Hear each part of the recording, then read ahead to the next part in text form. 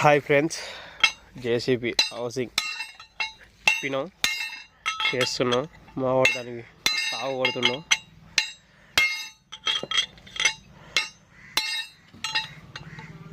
వచ్చేసి 2008 power break మంచి నీటి పడుతుంది.